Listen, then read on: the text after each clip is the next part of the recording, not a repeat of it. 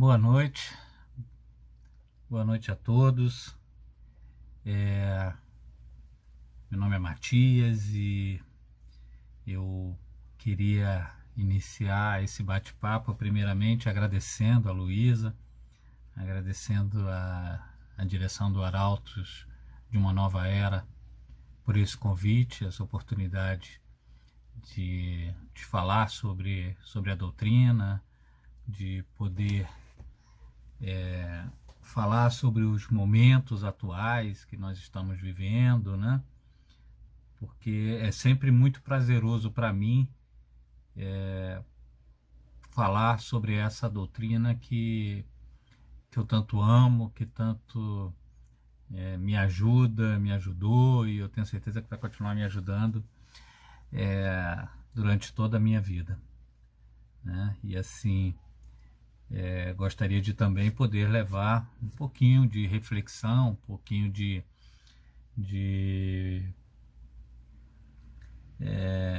análise, né, sobre esse aspecto da doutrina que muitas vezes as pessoas não se atentam, né?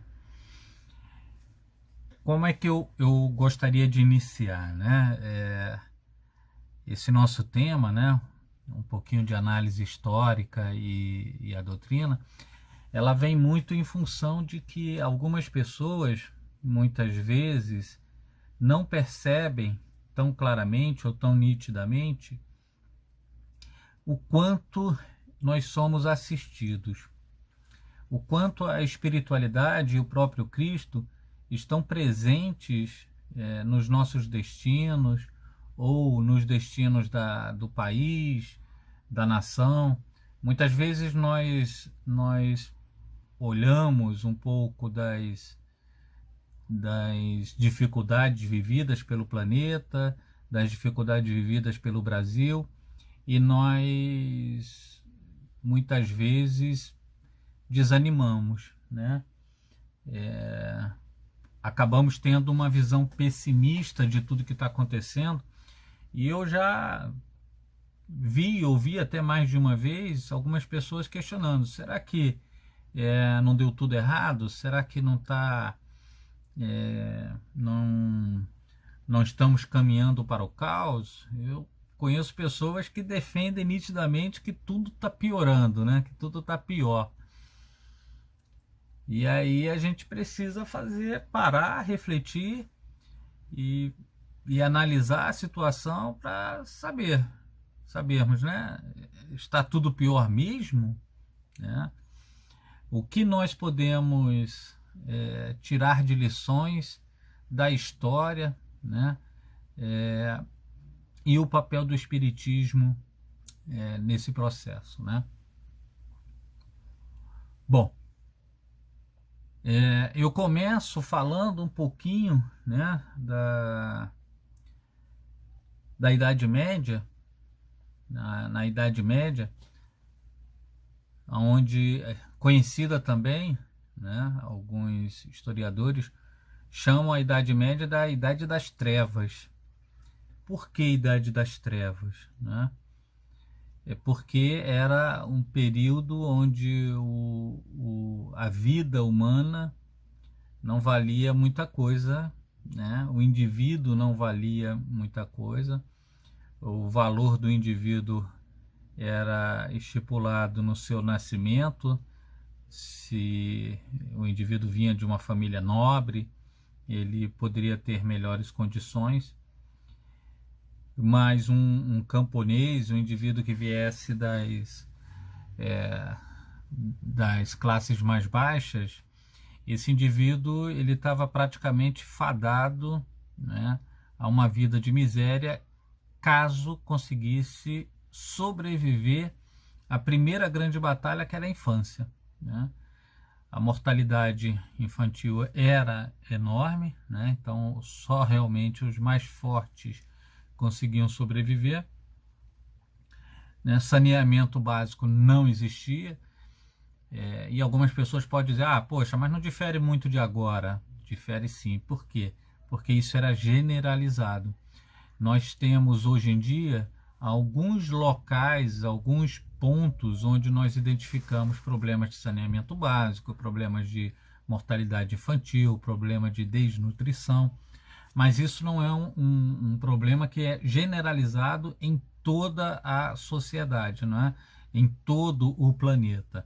E quando a gente pega a Idade Média, né, as guerras, as disputas por terras, as disputas por colheitas, as disputas até pelas mulheres uns dos outros, né, pelos recursos naturais, eram generalizadas, né, estavam espalhadas por todos os continentes e por todos os países e por todas as nações. A Idade Média também apresenta um sistema de governo chamado absolutismo, né, que os historiadores também chamam de absolutismo, onde o poder ficava centralizado no indivíduo. E esse indivíduo, normalmente, se nós falarmos aqui da Europa, né, do Ocidente, esse poder era centralizado nos reis. Se nós formos lá para o Oriente, se formos para outras regiões, aí teriam outras figuras que representavam esse poder, os califas, né? Mas eram como se reis fossem, né? Então nós podemos usar a figura do rei para exemplificar bem. Então todo o poder ficava na mão desses reis, né? Esses reis decidiam quem vivia, quem morria, numa disputa qualquer quem estava certo, quem estava errado. Ele era o juiz, ele no caso até do Henrique VIII, determinava que religião o povo tinha que seguir, né? Você não tinha liberdade de seguir a religião que você quisesse, como nós hoje temos. Então era o governo que determinava a sua crença. Se você não frequentasse, né, no caso aqui do Ocidente, a Igreja Católica, ou depois com a Reforma Protestante também isso aconteceu lá nos cultos protestantes, se você não frequentasse o culto religioso, a igreja, você poderia ser morto por isso, né? Se você não cumprisse um luto de alguém da família, deixasse de cumprir alguns das regras, das normas que a religião impunha, né, você poderia ser morto por isso.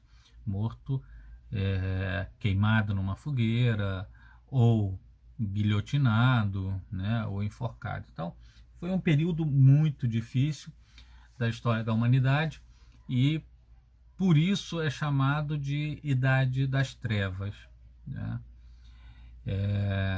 Devido a toda essa violência que era cometida em nome do poder, em nome do Estado contra a população, contra o povo. E o povo, né, extremamente violentado, também não tinha nenhum direito, e eles também disputavam entre si os poucos recursos que existiam. Bom,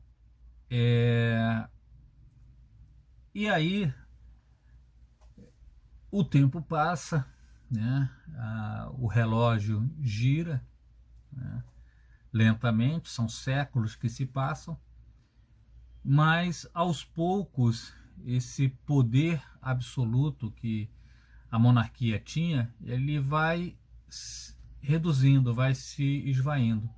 Autores vão conseguindo furar o bloqueio e alguns livros são lançados, alguns pensadores, né, conseguem colocar as suas ideias, alguns mártires até dentro da Igreja Católica e Protestante conseguem fazer uma reflexão sobre toda essa violência causada em nome do Estado.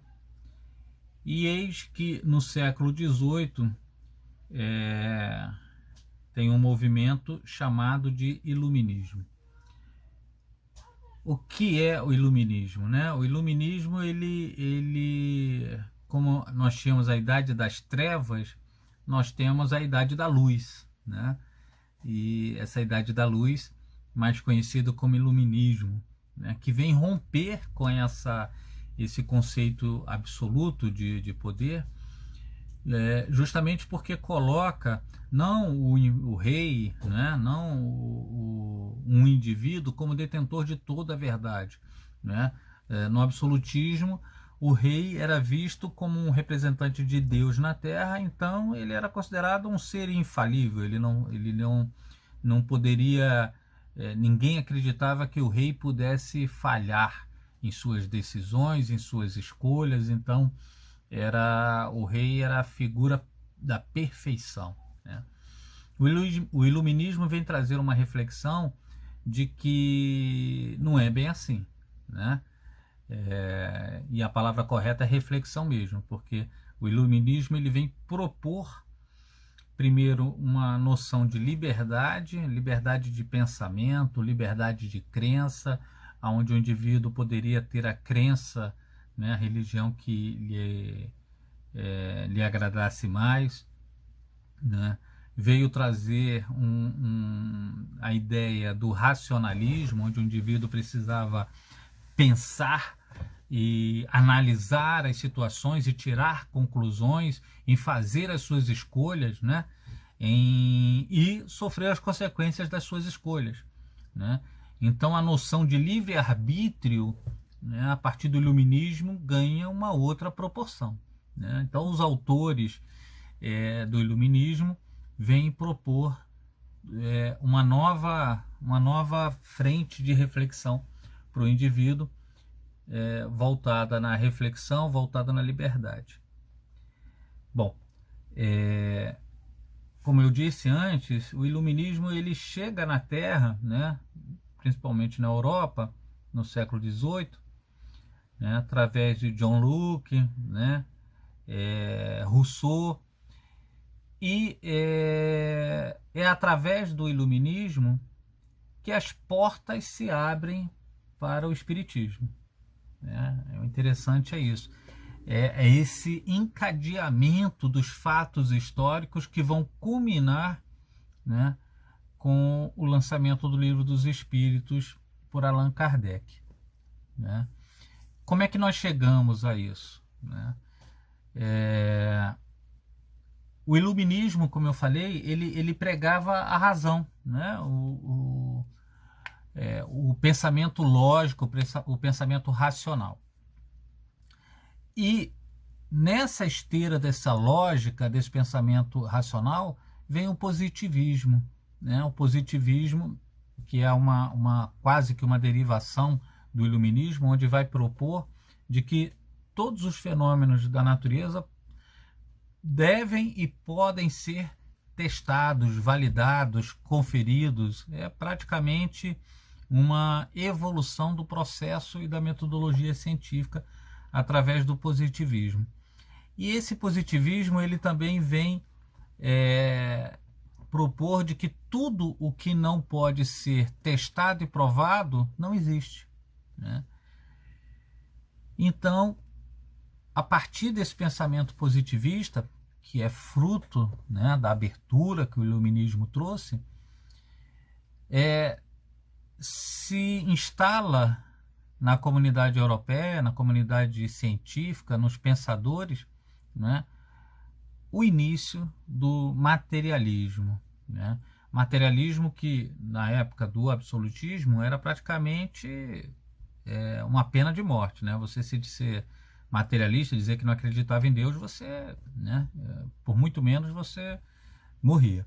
Então, após o iluminismo e tudo o que o iluminismo propôs, de liberdade de pensamento e de racionalidade, instaura-se também, né, a semente do positivismo e, a partir do positivismo, o materialismo. Bom,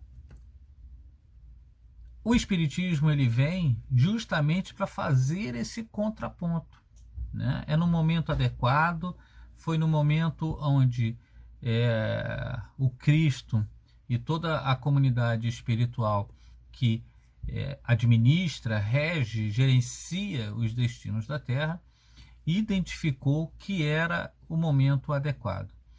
Primeiro, que se o Espiritismo aparece na Terra antes desse momento, antes do advento do Iluminismo, né, ele seria digamos assim, anulado pelas forças, né, dos reis, das leis daquela sociedade que tentava impedir qualquer forma de expressão de pensamento que não fosse aquela oficializada pelo Estado. Então o Espiritismo ele vem no momento certo, ele encontra como adversário, Kardec faz questão de colocar isso em seus escritos, né, que o grande adversário do Espiritismo, que o Espiritismo vinha combater, era o materialismo, era a teoria, era o pensamento materialista, não o imaterialista enquanto indivíduo, enquanto pessoa, né? O Espiritismo nunca fez qualquer tipo de questionamento ao indivíduo materialista, mas sim a teoria, ao pensamento, a filosofia materialista, né, se colocando em contraponto, né? Então o Espiritismo ele vem fazer essa contraposição a esse materialismo que estava se instaurando, né, que estava se fortalecendo cada vez mais. Mas ele vem não porque Kardec assim o queria, né, mas porque a espiritualidade assim determinava. Os projetos da espiritualidade eram nesse sentido, né, de que era necessário que a humanidade saísse de um momento das trevas, não é como a gente colocou lá no período do absolutismo, e iniciasse um processo de abertura e um processo de liberdade chamado de iluminismo, né? Só que à medida que você dá liberdade, você deixa as pessoas fazerem escolhas e muitas vezes escolhas equivocadas, né? O livre-arbítrio tem essa característica, né? Muitas vezes o indivíduo pode escolher o caminho errado e existia o materialismo ali se instaurando e o espiritismo vem, né, com essa postura de fazer um contraponto ao materialismo que se instaurava, né? E a partir daí, a partir de Kardec, a partir do Livro dos Espíritos, né, nós mais ou menos conhecemos a história, né? Sabemos de tudo o quanto a doutrina nos ensinou, vem colocando, vem nos ensinando durante todos esses anos, né? Através do Chico, do Divaldo, de outros grandes médios, palestrantes, né? Mas todos em volta dessa doutrina codificada por Kardec, né? E eu fiz questão de fazer essa introdução histórica porque para mostrar o quanto, né, a coisa é organizada, né? Existe um projeto de evolução para o nosso planeta, né? Existe digamos assim, um plano, né? Muitas vezes nós podemos imaginar que as coisas estão soltas, as coisas não têm uma organização ou não têm uma proposta, um projeto, e muitas vezes nos desesperarmos, né? Mas quando nós olhamos para a história, olhamos para o passado e nos colocamos numa posição um pouquinho mais distante, nós começamos a perceber, né, que tudo aconteceu como tinha que acontecer e no momento certo. Nem um dia antes e nem um dia depois. O Espiritismo não podia vir antes. E o Espiritismo precisava vir através da França, né? Por que da França, né? Porque das nações que tomaram a frente no processo dessa proposta nova, que era o iluminismo, né? A França e a Inglaterra tomaram a dianteira, né? Sendo que na França existia uma liberdade maior, que foi fruto da Revolução Francesa, né? Que já tinha um momento difícil lá da Revolução, já havia passado, já existia uma certa liberdade, e a França já era conhecida nessa época como um país onde era o berço do conhecimento para o mundo todo, né? Então você tinha indivíduos de todas as nações que que estudavam na França, buscavam Paris, buscavam as universidades francesas para fazerem a sua formação, né? É sabido que no Brasil o Espiritismo chegou praticamente quase em seguida ao lançamento do Livro dos Espíritos. Mas por quê? Porque nós tínhamos diversos intelectuais, filhos de intelectuais, que ou frequentavam, né, os saraus franceses, ou os filhos estudavam nas universidades francesas. Então, rapidamente, a proposta espírita, a filosofia espírita, o conhecimento espírita se espalhou, né, para os 4 cantos do planeta, né? E isso só aconteceria com o sucesso que foi, sendo a doutrina espírita, tendo a doutrina espírita como origem a França. Qualquer que fosse o outro país, né, esse processo não se daria tão rapidamente, com tanto sucesso, como aconteceu a partir da França, né? Então, todos esses fatos mostram, né, comprovam esse planejamento que faz parte a doutrina espírita e o progresso da humanidade. Na Gênese, né, Kardec ele tem um capítulo intitulado E São Chegados os Tempos, e nós percebemos isso muito nitidamente agora, né? E quando ele explica o que seriam esses tempos chegados, ele coloca que seriam tempos difíceis, que não seriam tempos fáceis, né? Mas que seriam tempos que seriam superados. Como todos os tempos difíceis que nós tivemos na história da humanidade, foram superados ao seu turno, ao seu tempo, né? Sabemos que aquela comunidade que está encarnada no período de mudança, no período de transição, sofre muito nitidamente, muito claramente, os efeitos desse processo de transição, desse processo de mudança, que não é simples, não é fácil, tem as suas contas, né?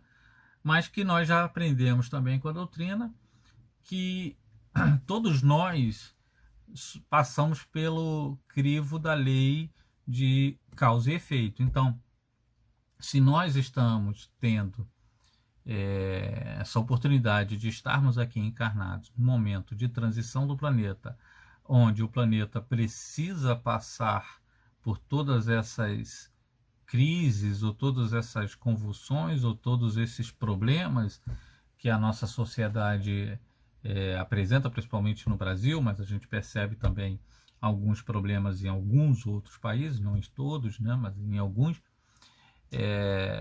Podemos afirmar também que essas pessoas mais diretamente impactadas foram aquelas que mais diretamente participaram da construção do caos, né? Então, quanto mais você participa da criação do caos, né, ou do problema, mais você é impactado por esse problema na hora de buscar as soluções, né?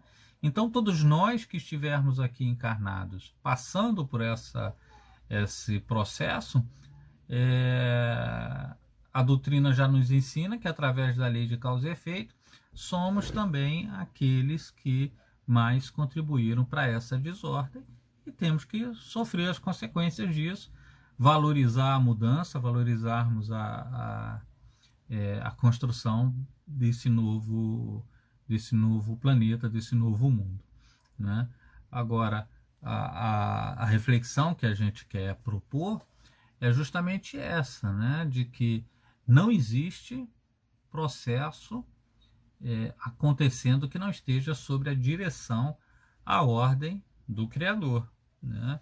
Algumas pessoas podem pensar que as coisas estão soltas, que as coisas estão sem uma ordem, mas olhando os fatos históricos, além do que já nos escrevem os espíritos através da literatura espírita, né? Mas além do escrito, além do texto, se nós olharmos os fatos históricos, se nós olharmos os acontecimentos, aí nós temos a certeza absoluta de que as coisas acontecem no momento correto, da forma correta, e que cabe a todos nós termos a paciência, a resignação, né? Sabermos dar a nossa contribuição para essa construção. Porque muito triste será se nós estivermos vivendo por esse processo, né? E o mundo vai evoluir, o mundo vai avançar, o mundo vai, digamos assim, dar mais alguns passos, porque ele já deu vários passos, né? Como eu falei, se a gente olhar para a Idade das Trevas e olhar para hoje em dia, né? Pensar que uma cirurgia era feita sem anestesia, uma amputação de um membro, uma perna, uma mão, né? Essa amputação era feita sem qualquer tipo de anestesia, no máximo tentava-se embebedar a pessoa, né? E depois usavam fogo, né? A chama para cauterizar o sangramento, né? Imaginem arrancar um dente sem uma anestesia, né? Imaginem você ter, como tem um filme muito interessante, né? Que fala da dor do lado, que era uma apendicite, você ter uma apendicite, o indivíduo era fadado a morrer, né? Então não tinha solução. Teve uma apendicite, que eles chamavam na época de dor do lado, porque era na lateral.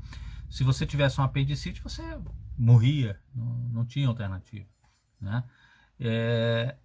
Então, com todo esse avanço que nós temos, né? O avanço da tecnologia, onde eu posso estar aqui, nós estamos passando por uma pandemia, mas estamos aos trancos e barrancos sobrevivendo, e nós estamos podendo ter contato uns com os outros, e lembrando das pandemias que houveram no passado, né? Seja a peste negra ou qualquer outra pandemia que houve no passado, né? O desespero era total, né? Hoje em dia nós temos hospitais, muitos hospitais, se são suficientes, se o atendimento deixa a desejar ou não, a discussão é outra, mas no passado, né, lá no passado, não existiam hospitais. Hospitais era uma coisa que, dependendo da época que você olha, não existia, tá? Você muito mal tinha a figura de um médico, que não era um médico como nós o conhecemos, mas que dava assistência aos ricos, né? O povo não tinha qualquer tipo de assistência, né? Eu lembro até de um fato interessante, que é um pouco forte a imagem, mas aconteceu, né? Faz parte da história. Um rei de França, na época do Nostradamus, não me lembro o nome, é um Luís, não me lembro o número dele, né? Que os reis tinham lá, Luís V, Luís VIII, Luís não sei o que. Eu não lembro, mas eu sei que era da época do Nostradamus, e sei que era o marido da... Bom, esqueci também o nome da imperatriz lá, Catarina de Médici. E aí o que acontece? Esse rei num torneio lá, naquele que os cavalos vêm, fica um cavaleiro de um lado e outro cavaleiro do outro, com uma lança enorme, e eles cruzam, um tenta derrubar o outro do cavalo, atingir. O rei, aquela lança gigantesca, né, quebra, bate, e uma farpa enorme entra no olho, né, atinge o rosto, atravessa o elmo pela brecha onde o rei poderia enxergar, atinge o olho e vai até o cérebro, entra, né? Esse rei, ele é levado, né, para o castelo para ser socorrido, mas não tem tratamento. Não existia tratamento, não existia anestesia, não existia nada, no máximo ópio, né, que se davam, ou embebedavam. E o tratamento que eles viram é o seguinte: tira a farpa, né, um pedaço enorme de madeira, tira, não tira, ou será que o rei vai morrer? Será que o rei não vai morrer se nós tirarmos, né? E o medo, né? Porque se o rei morre e alguém dá lá, tira que não vai morrer, e ele morre, esses médicos teriam que pagar as consequências da decisão errada. E aí como é que eles faziam para ter certeza? Mandaram pegar 20 pessoas que estavam presas lá no calabouço porque roubaram a galinha, porque brigou com não sei quem, porque estava bêbado no meio da rua, né? 20 indivíduos que estavam presos nos calabouços lá, e fizeram o seguinte, pegaram um pedaço de madeira parecido com o que estava no rei, bateram na cabeça dessas pessoas e enfiaram uma estaca de madeira no mesmo lugar, na mesma posição, no mesmo ângulo, nos 20, e depois de fazer isso tirava, e aí via, morreu ou não morreu? Não, aí todos os 20 morreram. Falaram, não, se todos os 20 morreram, o rei vai morrer também, não tem jeito. Era o que se tinha na época, né? Falei da Catarina de Médici, né? Que é a pivô lá da noite de São Bartolomeu, outra tragédia da história, né? Onde o sangue dos protestantes foi derramado em nome de disputas políticas, né? Muito mais políticas do que religiosas, né? Mas em nome de Deus, né? E o sangue dos protestantes foram derramados. Então, vejam que se nós olharmos o que nós temos hoje, que nos desagrada, talvez nós quiséssemos mais, talvez nós buscássemos mais, talvez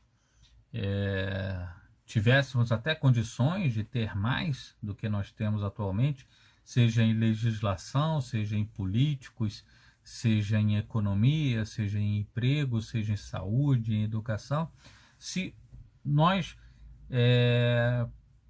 poderíamos ter mais? Sim, tenho certeza que poderíamos ter mais. Para onde nós olharmos, nós podemos chegar à conclusão de que poderia ser melhor e será melhor. Será, no futuro será melhor, né?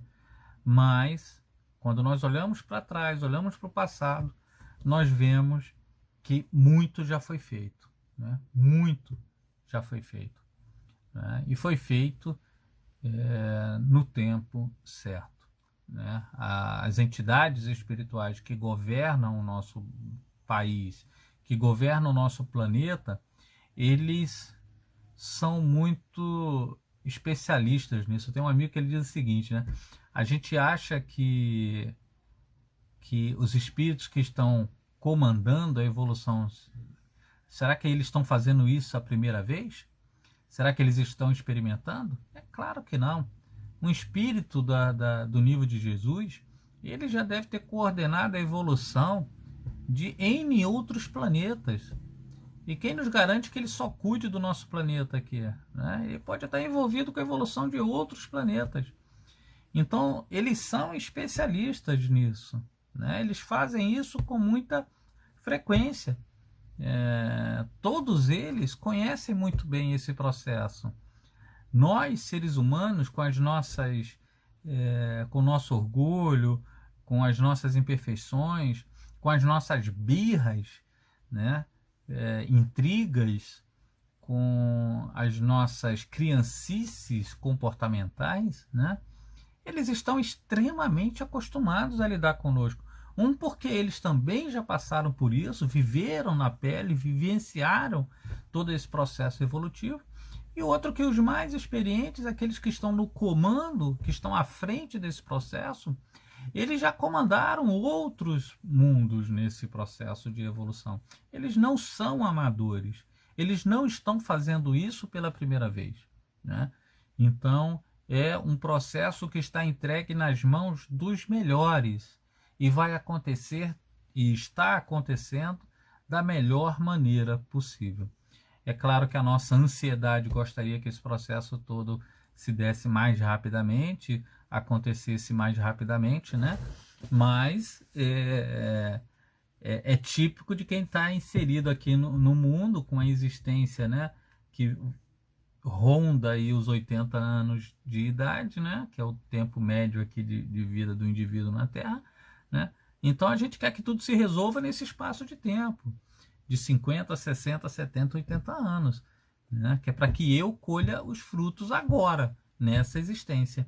Mas muitas vezes esses frutos serão colhidos nas existências futuras. Agora, como eu estava falando lá atrás, né? Vai depender muito de o quanto eu auxilio nesse processo de construção desse mundo melhor. Porque se eu não contribuo nessa construção, eu não vou merecer colher os frutos disso, né? Então, se lá atrás eu ajudei a criar o caos, eu estou vivendo esse caos hoje, né? Eu mereço estar aqui. Se eu ajudei a criar, eu mereço estar aqui, eu estou vivendo esse caos. Agora, se eu não faço parte da solução, se eu não ajudo a construir, se eu sou um daqueles que só reclamo, se eu sou um daqueles que avança o sinal sem motivo, só colocando a culpa na violência, né? Na verdade, eu uso a violência como desculpa para tudo, né? Virou muleta, né? Então, por conta da violência, eu subo com o carro na calçada, eu avanço o sinal, eu, né, quase atropelo pedestres, né? Ou, né, qualquer outra situação onde o indivíduo ele coloque nos problemas da sociedade de agora, ele coloque a responsabilidade pelos maus atos que ele vem a ter, né? Quando ele sabe na sua própria consciência de que esses maus atos são fruto da sua índole que ainda precisa ser corrigida, ainda precisa ser alterada. Então isso só mostra que esse indivíduo ainda não está pronto para viver no mundo regenerado, né? Então, se eu não faço parte da solução, se eu sou daqueles que dificultam o processo de transformação do planeta, o que vai acontecer é que muito possivelmente eu não vou merecer viver esse planeta regenerado, né? Pode acontecer de eu ser transferido para um outro planeta, não precisa ir para a Idade das Pedras, né? Não é o caso da gente voltar tanto, mas pode ser que eu me transfira para um outro planeta que também está passando por a transição, que esteja no mesmo nível da onde a gente está acabando de sair, acabando de deixar. Talvez eu ainda tenha que viver um pouco disso, né, para poder aprender a valorizar o equilíbrio, o respeito, o amor ao próximo, né? Então, esse processo ele se dá de maneira natural, de maneira organizada e de maneira justa, né? Todos nós fomos chamados, somos os trabalhadores da última hora. E os espíritas são os da última hora mesmo, né? São aqueles que estão lá indo para a colheita no finalzinho, já quase no pôr do sol, né? Nós somos chamados para darmos a nossa contribuição, principalmente através da nossa reflexão, do nosso exemplo, da caridade, do exercício do evangelho, né? Da paciência, da benevolência, né? Nós somos chamados a dar o testemunho, né? E aqueles que entenderem esse chamamento, que entenderem essa proposta, né, serão remunerados tanto quanto aqueles que estão desde o início, né? Agora, é preciso refletir, né? Quem eu quero ser nessa mudança, quem eu quero ser nesse processo, né? Eu quero ser alguém que faz parte da solução ou eu quero ser alguém que faz parte do problema? É uma questão de escolha, né? Mas, gente, a minha proposta de estudo era essa, né? Era fazer uma reflexão sobre a história, uma reflexão sobre o espiritismo, que veio no momento certo, que veio nas condições corretas, que veio como um contraponto a esse processo evolutivo natural das ideias, dos valores, né, do sistema político que existia. Naturalmente ele vai evoluindo, né? E como chegou o momento onde instaurou-se na Terra o materialismo, a espiritualidade de maneira organizada, ordenada, sabendo que fazia parte de um processo,